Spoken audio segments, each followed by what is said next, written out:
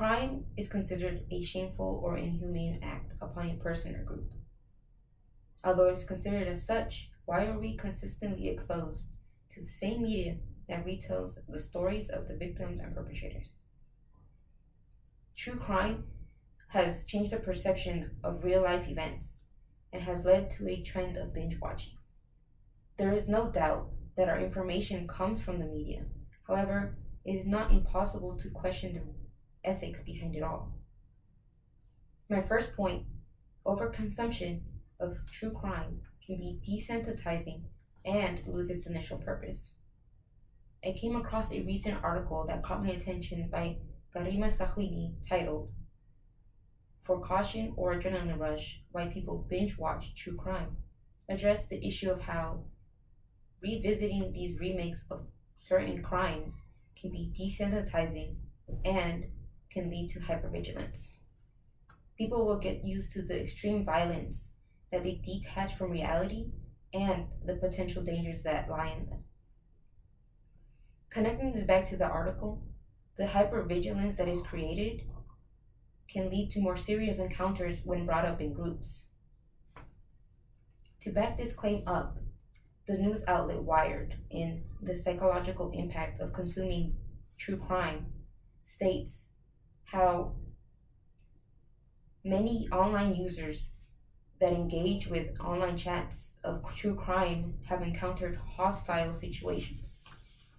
Some of these serious encounters include medical issues from stress and hypervigilance, doxing, and even surfacing intrusive thoughts. And now that we've mentioned and talked about the overconsumption and normalization that comes from true crime shows, let's take a closer look at how entertainment media has repurposed them. Constantly airing true crime showings affects the families of the victim and survivors equally in a way that is unbearing to watch. An example of this would be the families of the victims of Jeffrey Dahmer.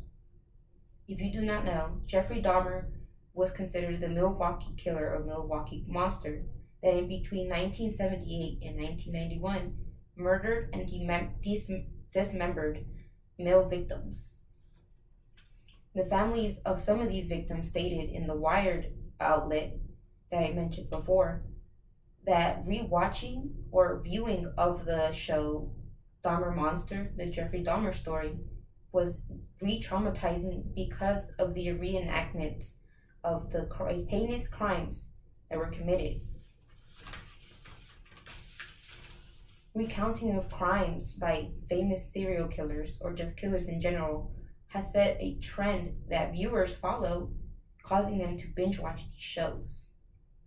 The common narrative of some of these stories are just desired because of the compelling storytelling and makes them more appealing, bringing viewers back for more.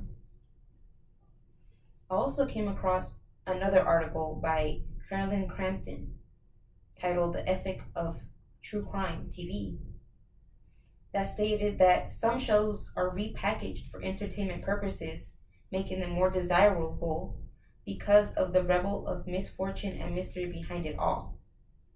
People desire these shows because there's a standard plot that makes you question the why and the how, and makes you dive into deeper to find out the answers for yourself, while knowing that the answers are already right in front of us, but we just can't help but keep watching.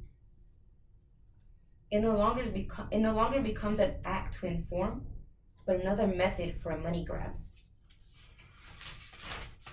Putting everything together, true crime has become a trend to binge watch, which has made it difficult not to overconsume the similar stories.